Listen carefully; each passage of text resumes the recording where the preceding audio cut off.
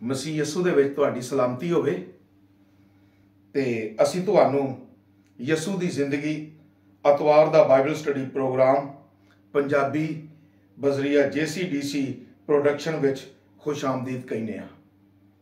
ते आइए असी सिलसिलावार जिहड़ा खुदा दा कलाम सीख रहे हैं मकाशवा दी किताब उहदा 22 बाब उहदी 15 आयत तो जिहड़ा सीखण रहे हैं असी इहनूं दोबारा पढ़ने आ ते इहदे चों सीखण दी कोशिश करने आ।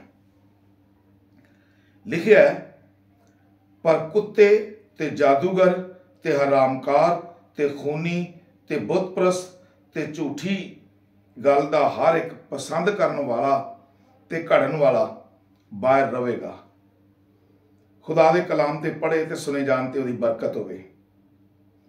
अजीजो, असी कुत्ते ते भी कलाम सुन चुके हैं ते जादूगर ते हरामकार ते भी सुन चुके हैं ते हुण मैं तुहाडे नाल बुत परस्ती दे बारे कुछ गल्लां खुदा दे कलाम दे मुताबक शेयर करना चाहना वां कि उस वक्त बुत की सन ते हुण बुत की ने। इंज लगदा कि जिवें हर शख्स ने अपना अपना एक बुत बनाया होया, लेकिन उस वक्त बुत एक स्टैचू नूं कहा जांदा सी। एक स्टैचू बनाया जांदा सी जिन्हों बाल दा बुत कहा जाता सी। उहदी लोग पूजा करते सन, उहदी परस्तिश करते सन, इत्थों तक कि अपने बच्चे भी उहदे अगे कुर्बान करते सन। ते खुदा दा कलाम सानूं दसदा है कि इस्राइल दे बड़े बादशाह जदों बुतां दी परस्तिश करते हैं ते अपने बच्चे उहदे अगे अग ते चलवाते सन, कुर्बान करते सन। ते अज दे दौर दे विच बुत परस्ती फेर भी जारी है। कोई मज़ारां ते जांदा, कोई स्टैचू बना के झुकदा उहदे अगे, ते कुछ इंसानां ने अपने अपने बुत बनाए हुए ने। खुदा दा पहला हुक्म है कि तू मेरे हजूर गैर माबूदा नूं ना मनना, यानी मेरे हजूर तू जिहड़े दूजे ने चाहे वह बुत ने कुछ भी है उन्हां नूं ना मन्नी। असीं वेखदे हां कि अज दे दौर दे विच जिहड़े क्रिश्चियन ने उन्हां किहड़े बुत बनाए ने।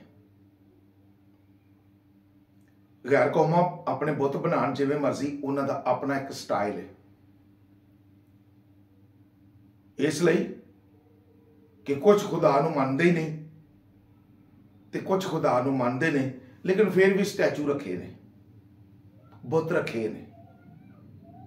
लेकिन अज दे दौर दे विच मसीहां ने किहड़े बुत बनाए ने? कुछ खुदा नूं वक्त नहीं देंदे, काम नूं ज्यादा वक्त देंदे ने, कारोबार नूं ज्यादा वक्त देंदे ने, तो उन्हें एक कारोबार दा बुत बनाया होया है। कोई नौकरी नूं ज्यादा टाइम देंदे ने, खुदा नूं टाइम नहीं देंदे, ते उन्होंने एक बुत बनाया होया है। ऐसे तरह ही इंसानी जिंदगी दे अंदर खुदा नूं छड्ड के जिस चीज नूं भी असी अव्वल दर्जा देने आ वो उहदा बुत है। किसी ने अपनी नींदर नूं बुत बनाया होया। बाज़ औकात इतवार वाले दिन खुदा दा दिन है कि असी उस दिन खुदा दी इबादत करिए, ते कुछ रिश्तेदार भी आ जाते हैं, वो आते हैं ना असी चर्च जाना है ते ना जिन्ना उन्होंने जान देना जिन्हों के कोल असी आए हैं।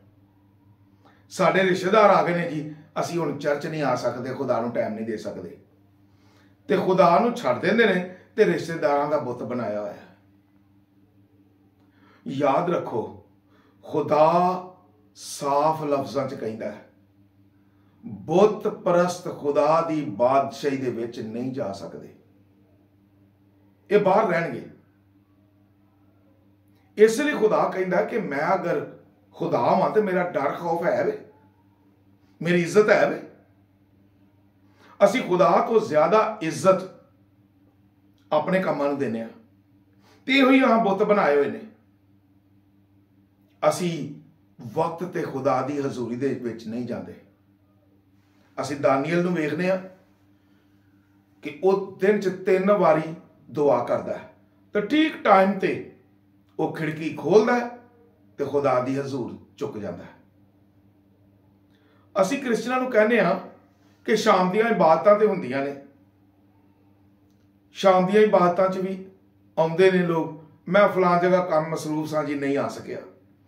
ਸੰਡੇ ਦਾ ਦਿਨ ਜਿਹੜਾ ਛੁੱਟੀ ਦਾ ਦਿਨ ਹੈ, ਉਦਣ ਵੀ ਕਈ ਲੋਕ ਚਰਚ ਨਹੀਂ ਆਉਂਦੇ, ਕਈ ਕਿਤੇ ਚਲੇ ਜਾਂਦੇ ਨੇ, ਕਈ ਕਿਤੇ ਚਲੇ ਜਾਂਦੇ ਨੇ। ਉਹ ਕੰਮ ਮਿਲਿਆ ਸੀ ਜੀ, ਉੱਥੇ ਚਲੇ ਗਏ। ਯਾਦ ਰੱਖੋ, ਖੁਦਾ ਨੂੰ ਛੱਡ ਕੇ ਅਗਰ ਰੁਪਏ ਪੈਸੇ ਦਾ ਬੁੱਤ ਬਣਾਉਂਦੇ ਹੋ ਤੇ ਤੁਸੀਂ ਬੁੱਤ ਪ੍ਰਸਤੀ ਕਰਦੇ ਹੋ। ਇੱਥੇ ਤੇ ਪੈਸਾ ਕਮਾ ਲੋਗੇ ਜਾਂ ਜ਼ਿੰਦਗੀ ਗੁਜ਼ਾਰ ਲੋਗੇ, ਲੇਕਿਨ ਅੱਗੇ ਜਾ ਕੇ ਅੱਗ ਦੀ ਭੱਠੀ ਤੁਹਾਡਾ ਮੁਕੱਦਰ ਬਣੇਗੀ, ਤੁਹਾਨੂੰ ਅੱਗ ਦੀ ਭੱਠੀ ਸੁੱਟਿਆ ਜਾਏਗਾ। ਇਸ ਲਈ ਖੁਦਾ ਦਾ ਬੰਦਾ ਖੁਦਾ ਦੇ ਕਲਾਮ 'ਚ ਦੱਸਦਾ ਹੈ ਕਿ ਬੁੱਤ ਪ੍ਰਸਤ ਖੁਦਾ ਦੀ ਬਾਦਸ਼ਾਹੀ ਦੇ ਵਿੱਚ ਨਹੀਂ ਜਾ ਸਕਦੇ, ਇਹ ਬਾਹਰ ਰਹਿਣਗੇ।